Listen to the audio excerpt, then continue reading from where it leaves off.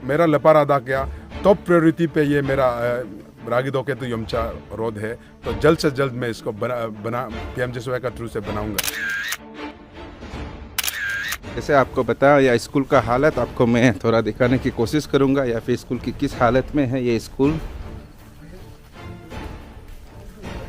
ये आप देख सकता है ये स्कूल का हालत है। यहाँ पे बच्चों को यहाँ पे पढ़ाया जाता है, आप देख सकता है।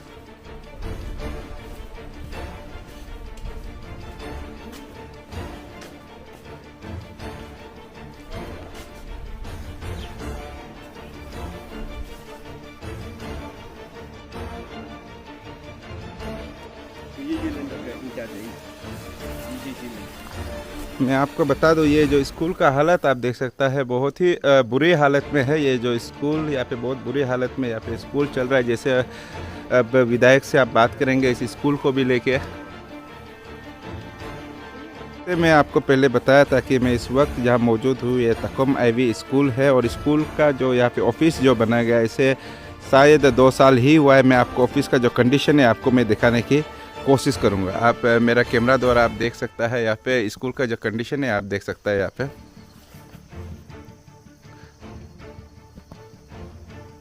दो साल इसका बना हुआ है, लेकिन स्कूल को किस तरह यहाँ पे जो स्थानीय यहाँ के जो लोग हैं, जो कंट्रैक्टर द्वारा बनाया गया है। तो मैं आपको अंदर से भी हालत आपको दिखा दूँ, या फिर जो जिसे चज्जा जो कहते हैं आपका 3 सीट से जो नीचे लगाते हैं आप उसका हालत देख सकते हैं। यहाँ पे पूरा टूट के बिखर चुका है, यहाँ पे बिल्कुल पहुँचा नहीं है हालत, ये हालत है। और आपका खिड़की का मैं हालत आपको अंदर से दिखा दूँ, खिड़की का किस प्रकार हालत है। ये है आपका खिड़की, देख लीजिएगा किस प्रकार यहाँ पे खिड़की को बनाया गया है यहाँ के जो कंट्रैक्टर है। तो मैं चाहता हूँ इस पे डीडीसी जो ध्यान दे आने वाले दिनों में, क्योंकि इस प्रकार का जो गलत काम अगर होते हैं तो स्कूल जो है सही तरीक़ा से बच्चों को जो पढ़ाना है ध्यान है नहीं दे पाएंगे, क्योंकि स्कूल का हालत जो काफ़ी ख़राब है। 2 साल ही हुआ है, लेकिन 2 साल होने के बाद स्कूल का किस हालत है आप देख सकते हैं। ऑफिस का हालत आप देख सकता है यार, कैमरा द्वारा आपको मैं दिखा दूँ। यहाँ पे ये है यहाँ के जो कंट्रैक्टर है, इस तरह का जो काम में गलतियाँ करके कंट्रैक्टर जो है भारी रकम में अपना फ़ायदा उठाने की कोशिश करते हैं यहाँ पे। और हमारे जो सरकार है और एडमिनिस्ट्रेशन है वो आँख मूंद करके बैठे हुए हैं, क्योंकि मैं चाहता हूँ कि उसे भी जागना चाहिए और इस प्रकार का जो काम करता है उस पर तुरंत कार्रवाई करना चाहिए, क्योंकि ये आने वाले दिनों में जो चीज़ बनता है या आपकी 10 या 12 साल के लिए बनना चाहिए था, लेकिन आप देख सकते हैं 2 साल में ही हालत जो ख़राब है। तो मैं चाहता हूँ इस पे एडमिनिस्ट्रेशन ज़रूर गौर करे, क्योंकि अरुणाचल पे करप्शन जो प्रैक्टिस है काफ़ी चल रहा है अरुणाचल में।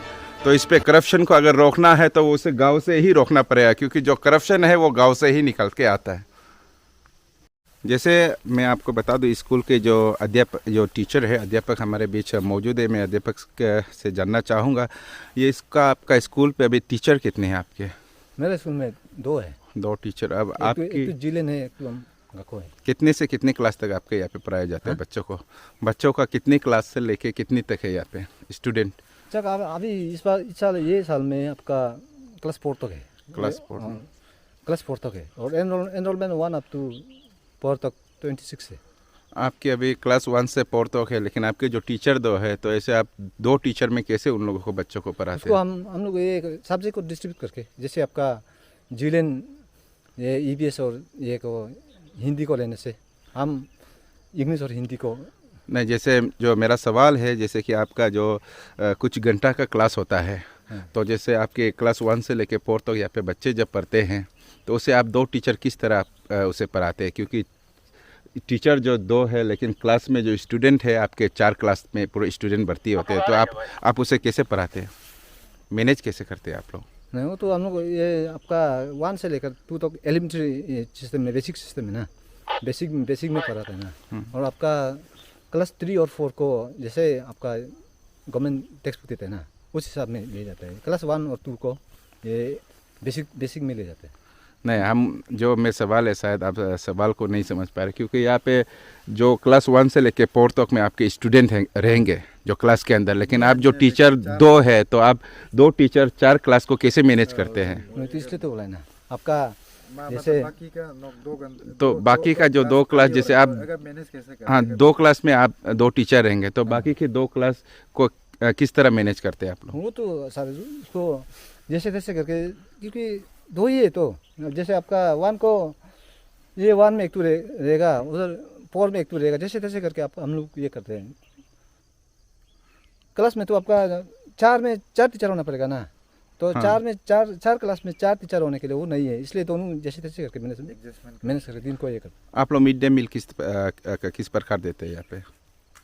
मिड डे मील तो आपका जैसे जैसे बीओ लोग ये करते हैं ना, वो तो मिलता है उसको। जैसे मिड डे मील इंचार्ज से आपका इंचार्ज है, मतलब मिड डे मील का तो हम तो ना यहाँ पे आपके स्कूल में मिड डे मील का किचन कहाँ पे है आपका? मिड डे मील का किचन नहीं है। मिड डे मील में मैं आपको बता दूं ऐसा कई स्कूल है लपारादा क्षेत्र पे जहाँ पे मिड डे मील का स्कूल आपका मिड डे मील का जो किचन है बनाया नहीं जाता है, तो इस कारण उन लोगों को काफ़ी तकलीफ होता है कि दूर से जो सामग्री को यहाँ पे लाने के लिए। तो इस और कई स्कूल देखा गया है जहाँ पे हमारे राज्य सरकार की ओर से मदद दिया गया है कि किचन बनाया जाए, लेकिन मैं भी चाहता हूँ कि ऐसे स्कूल को जो जहाँ से आपका जो पढ़ाई है बच्चों का इसे रूट कहा जाता है स्कूल को, इस पे सरकार जो है ध्यान देना चाहिए। और यहाँ पे टीचर का भी काफ़ी कमी है, मैं चाहता हूँ इस पे जो लपारादा के जो विधायक है और यहाँ के जो डीडीसी है इस पे ज़रूर ध्यान दे और अमल करे, और यहाँ पे हो सके तो टीचर का जो है प्रबंध किया जाए। आप मेरे साथ बने रहे, मैं इसी प्रकार का न्यूज़ आपके साथ में लाने की कोशिश करते रहूँगा।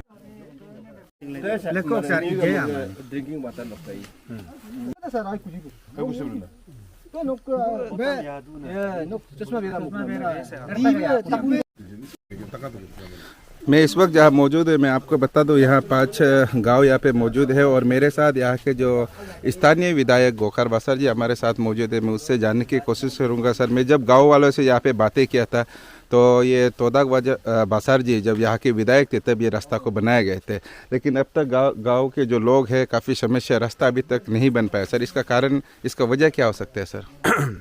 ये सड़क जो है अभी आपने जो कहा मेरा तीजी के बेल्ट का जो सड़क है, इसको जो है हमारा गवर्नमेंट जो है प्रीवियस गवर्नमेंट जब मैं विधायक नहीं था उस समय सीआरएफ में इसको 35 लाख सीआरएफ में 35 करोड़ दिया गया था। तो लेकिन उस समय का प्लानिंग में गलती होने का वजह से हम किसी को दोषी तो नहीं ठहराना चाहता हूं, लेकिन उस समय में दिया गया था कि रागिदोकेतु यमचा 35 करोड़ दिया गया था सीआरएफ में, लेकिन प्लानिंग का गलती होने के कारण जो सेंट्रल गवर्नमेंट जो है वहाँ से स्कीम को रागिदोके यमचा बोल के सैंक्शन करके दिए गए थे, लेकिन अनफॉर्चुनेटली हमारा यहाँ पे स्टेट में उसको प्लानिंग पे गलती होने के कारण डिवीज़न को जो है जो स्टेट गवर्नमेंट जो है यमचा डिवीज़न को दिए गया था। तो इसलिए उसका कॉन्फ्लिक्ट में यहाँ का डिवीज़न और हमारा लपारादा का डिवीज़न मतलब बासर डिवीज़न और यमचा डिवीज़न दोनों को टसल होने के कारण कोर्ट में पेंडिंग थे। तो तुरंत में विधायक बनने के बाद यहाँ का पंचायत लीडर से और यहाँ का प्रोमिनेंट लीडर से मैं डिस्कस करके उस स्कीम को मैं कोर्ट में जो पेंडिंग था मेरा तरफ से मैं गवर्नमेंट को ये फैसला हमारा ऐसे लोकल लपारादा का और 29 बासर का लोकल विधायक होने के नाते हमने इसको तुरंत विधायक बनते ही पीएमजेएसवाई में पीएमजेएसवाई 3 पे मैं प्रपोजल दे के रखा हुआ हूँ। तो इसीलिए अभी यमचा टू रागिदोके जो है वो सीआरएफ को यमचा से काम शुरू कर रहा है और उसके बाद यहाँ में जो लैंड जो बचे हुए हैं उसको पीएमजेएसवाई 3 पे मैं तुरंत इसी गवर्नमेंट ऑफ इंडिया अभी उसका प्रपोजल के एक्सेप्ट किए हैं। ये जनवरी फरवरी में सैंक्शन करेंगे।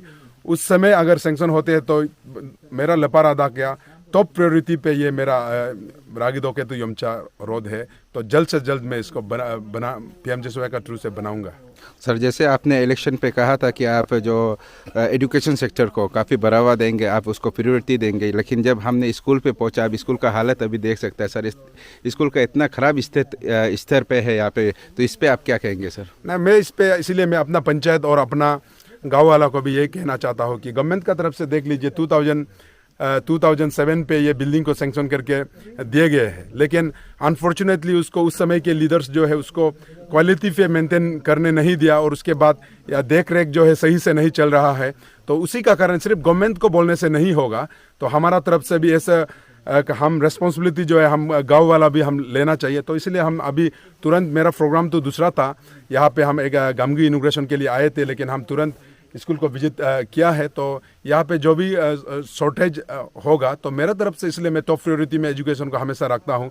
तो अभी जो फर्नीचर जितना भी ज़रूरी होंगे उसको मैं तुरंत इस जनवरी फरवरी में मैं भेज दूंगा, और उसके बाद जो यहाँ पे जो मेंटेनेंस करना है उसको भी मैं तुरंत एक्शन पे आऊँगा। लेकिन मैं गाँव वाला को भी यही रिक्वेस्ट करना चाहता हूँ और मेरा पंचायत लीडर को भी ये रिक्वेस्ट करना चाहता हूँ कि स्कूल का रेस्पॉन्सिबिलिटी खुद भी लेना चाहिए। सिर्फ गवर्नमेंट को आप इंफ्रास्ट्रक्चर बनाने के बाद उसको आप इंफ्रास्ट्रक्चर को केयर नहीं करेंगे तो हमेशा गवर्नमेंट भी अकेला जो है नहीं कर पाएगा। तो इसीलिए वही है, मैं एजुकेशन को प्रायोरिटी में रखते हुए, इसीलिए तो मैं आज यहाँ पे तुरंत ये प्रोग्राम नहीं रखा गया था, लेकिन सदन विजिट, इसीलिए तो मैं टॉप प्रायोरिटी में एजुकेशन को रखते हुए मैं यहाँ पे विजिट किया।